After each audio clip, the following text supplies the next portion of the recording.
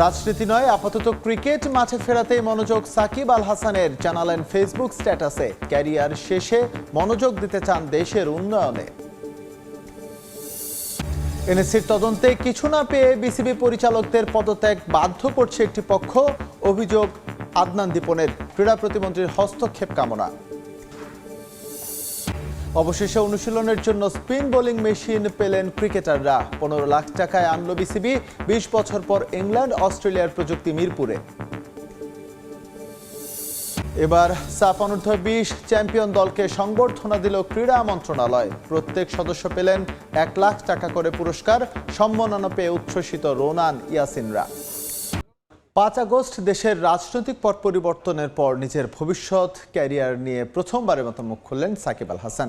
নিজের সামাজিক যোগাযোগ মাধ্যমে স্ট্যাটাস দিয়ে জানিয়েছেন ফিরতে চান দেশের ক্রিকেটে। দেশের স্বনামধন্য এক দৈনিক পত্রিকায় একটি সাক্ষাৎকার ছাপা হয় সাকিবের। সেখানে রাজনীতি এবং নিজের ক্রিকেট ক্যারিয়ার নিয়ে খোলামেলা কথা বলেন অলরাউন্ডার। কিন্তু দিনভর নেটিজেনদের ভেতরে তা নিয়ে অনেক আলোচনা হলে এবার নিজেই ফেসবুক স্ট্যাটাস দিয়ে বিষয়গুলো পরিষ্কার করলেন তিনি। জানিয়েছেন আপাতত রাজনীতি নয়, ক্রিকেট মাঠ ফেরাতেই তার সমস্ত মনোযোগ। শুধু তাই নয়, লাল সবুজ জার্সি গায়ে সমর্থকদের আরও আনন্দের মুহূর্ত এনে দিতে চান তিনি। হাসি মুখে ঘরের মাঠে নিজের ক্যারিয়ারের ইতি টানার পুরনো ইচ্ছাটাও আবার প্রকাশ করেছেন সাকিব। পাশাপাশি ক্রিকেট ক্যারিয়ার শেষে রাজনীতির মাঠে নামার কথাও জানান তিনি। দেশের উন্নয়নে কাজ করার আগ্রহ দেখিয়েছেন মিস্টার 75। অবশেষে বাংলাদেশের ক্রিকেটারদের অনুশীলনের জন্য স্পিন বোলিং মেশিন আনলো ক্রিকেট বোর্ড। 20 বছর আগে থেকে যে প্রযুক্তি ব্যবহার করে ইংল্যান্ড অস্ট্রেলিয়া, এতদিন পর সেই একই প্রযুক্তি পাবে টাইগার ক্রিকেটাররাও। ভ্যাট বাদে প্রায় 15 লাখ টাকায় কেনা হয়েছে spin bowling machine. Merlin by Bola নামের এই বোলিং মেশিনটি বসানো হয়েছে আউটার স্টেডিয়ামে।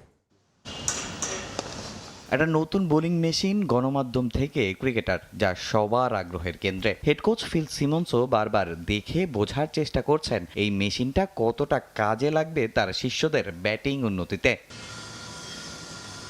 মিরপুরে বোলিং মেশিন এর আগেও দেখা গেছে, কিন্তু এটা পুরোপুরি ভিন্ন।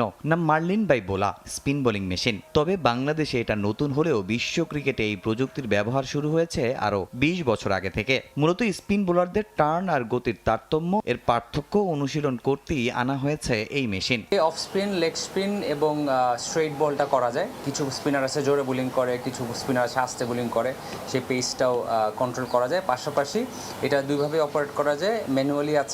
আবার যদি কেউ ব্যাটসম্যান যদি চিন্তা করে যে না আমার এখানে কোচ নাই বা আমার সাপোর্টিং হ্যান্ড নাই, তাহলে অটোমেটেডভাবে একটা টাইমার সেট করে এটা অটোমেটিকলি একসাথে প্রায় 25 থেকে 30টা বল একসাথে ইউজ করা যায়। অস্ট্রেলিয়া, নিউজিল্যান্ডে এই প্রযুক্তি থাকলেও এশিয়া অঞ্চলে এর ব্যবহার খুবই কম। দামও প্রায় 15 লাখ টাকা। আপাতত শুধু ন্যাশনাল টিম হলেও জাতীয় দলের বাইরে থাকা ক্রিকেটাররাও পারবেন এই প্রযুক্তির ব্যবহার করে অনুশীলন করতে। সচরাচর সাবকন্টিনেন্টে এই বোলিং মেশিনটা খুব একটা বেশি ইউজ হয় না, কারণ আমরা জানি সাবকন্টিনেন্টে পাকিস্তান, ইন্ডিয়া, শ্রীলঙ্কা, বাংলাদেশে স্পিন বোলারের সংখ্যা অনেক বেশি।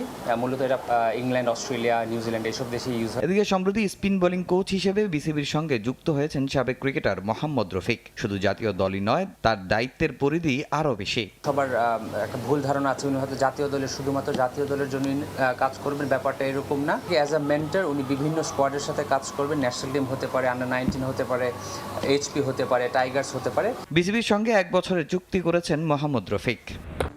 তদন্ত রিপোর্টে অস্বচ্ছতা পেয়ে পরিচালকদের পদত্যাগ করতে বাধ্য করছে বিদ্রোহী ক্লাবগুলো। সাবেক ক্রীড়া উপদেষ্টার পর এমন অভিযোগ তুললেন বিসিবি পরিচালক আদনান রহমান দীপন। দেন দরবারের খেলায় কেউ নিজে থেকেও সরে দাঁড়াচ্ছেন বলেও শঙ্কা তার। ঘরোয়া ক্রিকেটের অচলাবস্থা কাটাতে এবার হস্তক্ষেপ চান ক্রীড়া প্রতিমন্ত্রীর। রোববার তদন্ত কমিটির প্রতিবেদন জমা দেয়াকে কেন্দ্র করে চাঞ্চল্যতা ছিল দেশের ক্রিকেটে। এই প্রতিবেদনে ভর করে এদিনই ভেঙে দেয়া হবে বর্তমান বোর্ড, এমন আশায় ছিলেন কেউ। তবে সোমবার পর্যন্ত এমন কোনো উদ্যোগ নেয়নি ক্রীড়া পরিষদ। গুঞ্জন আছে স্পর্শকাতর বিষয় হওয়ায় সময় নিতে চাচ্ছেন বর্তমান ক্রীড়া প্রতিমন্ত্রী। আর তাতে তামিম ইকবালের নেতৃত্বাধীন প্যানেল বিকল্প পথে হাঁটছে বলে আলোচনা নানান মহলে। একের পর এক পরিচালকের পদত্যাগের হিড়িক সে অভিযোগের পালে হাওয়া দিচ্ছে। বোর্ড মিটিংয়ে সবকিছু পজিটিভ কথা বলে বেরিয়ে যে আপনি রেজিগনেশন করেন, সেটা তো ভাই আমি উত্তর দিতে পারবো না কার ভিতরে কি আছে। যতগুলি রেজিগনেশন লেটারে সবাই বলছে ব্যক্তিগত, কিন্তু 5 মাসের মধ্যে কি এমন প্রবলেম হলো যেটা আমরা নিজেরা ডিসকাশন করে প্রবলেমটা সলভ করতে পারলাম না বা চেষ্টা হলো না, সেটা আমার মাথায় কাজ করে। রোববার তৃতীয় বিভাগের ক্লাবগুলোকে আলোচনায় ডাকা হলেও উপস্থিত ছিল মাত্র 5টি। 8 তারিখে বসার কথা ঢাকা প্রিমিয়ার লিগের ক্লাবগুলোর সাথে, সেখানেও কোরাম পূর্ণ হবার সম্ভাবনা নেই। দেশের ক্রিকেট অচল হয়ে থাকলেও ক্লাবগুলোকে মাঠে ফেরানোর সরকারি উদ্যোগ দেখা যায়নি। সিজিএম চেয়ারম্যানের পছন্দ এর আন্ডারে খেলবো, ফাইন, ওই গ্ল্যাডলি অ্যাকসেপ্ট করে নিব, ওটারও একটা সলিউশন। আপনি বোর্ড অবৈধ কি বৈধ এটা তো সময় বলে দেবে। সব রকম আন্দোলনই তো আপনারা করছেন না। খেলাটা বন্ধ কেন? 300, 400, 500 বা ওভারঅল 1000-2000 ছেলের জীবন নিয়ে তো খেলার অধিকার। তাহলে আমি কি ক্রিকেটকে সার্ভ করতে আসছি? এতদিন না হলেও তাই এবার ক্রীড়া প্রতিমন্ত্রীর দ্বারস্থ হতে চায় সিসিডিএম। ক্লাবগুলোকে রাজি করানো না গেলে লিস্টে ক্রিকেট মাঠে গড়ানোর সামর্থ্য বিসিবির নেই বলে জানিয়েছেন সিসিডিএম চেয়ারম্যান। প্রতিমন্ত্রীর সাথে আমরা অফিসিয়ালি এখনো বসতে পারি, সময় চাবো আমরা 8 তারিখের পরে ইনশাল্লাহ। প্রতিমন্ত্রী সাহেবের কাছে গেলাম, যা হচ্ছে না আপনি বলে দেন, সেটাও তারা কতক্ষণ শুনবে সেটাও আমি নিশ্চিত না। স্বাধীনতা পরবর্তী সময়ে মাত্র 3 বার ঢাকা প্রিমিয়ার লিগ নির্ধারিত সময়ে মাঠে গড়ায়নি। অনূর্ধ্ব-20 সাফ চ্যাম্পিয়ন দলকে সংবর্ধনা দিয়েছে যুব ও ক্রীড়া মন্ত্রণালয়। প্রত্যেক সদস্যকে দেয়া হয়েছে 1 লাখ টাকা করে পুরস্কার। ফুটবলারদের ক্রীড়া কার্ড তুলে দেন প্রতিমন্ত্রী আমিনুল হক। সাফ অনূর্ধ্ব-20 চ্যাম্পিয়নশিপ জয়ের পর দেশে ফিরে ছাদ খোলা বাসে বিরচিত সংবর্ধনা পেয়েছিল বাংলাদেশ অনূর্ধ্ব-20 ফুটবল দল। দেশের জন্য গৌরব বয়ে আনায় এবার সাফ জয়ী খেলোয়াড়দের সম্মানিত করল যুব ও ক্রীড়া মন্ত্রণালয়। জাতীয় ক্রীড়া পরিষদের অডিটোরিয়ামে জমকালো আয়োজনে মিঠু চৌধুরী, রোনান সুলিভানদের হাতে ক্রেস্ট ও ক্রীড়া কার্ড তুলে দেন যুব ও ক্রীড়া প্রতিমন্ত্রী আমিনুল হক। সরকারের পক্ষ থেকে সাফ জয়ী দলের প্রত্যেক সদস্যকে দেওয়া হয় 1 লাখ টাকা করে অর্থ পুরস্কার। ক্রীড়া কার্ডের মাধ্যমে সরকার থেকে বিভিন্ন সুযোগ সুবিধা পাবেন অনূর্ধ্ব-20 সাফজয় দলের সদস্যরা। বয়সভিত্তিক সাফের এই শিরোপা প্রধানমন্ত্রীর হাতে তুলে দিতে চান অনূর্ধ্ব-20 দলের অধিনায়ক মিঠু চৌধুরী। নতুন সরকার গঠন হওয়ার পরে এই প্রথম ফুটবলে কোনো সাফল্য আমরা অর্জন করতে পারছি।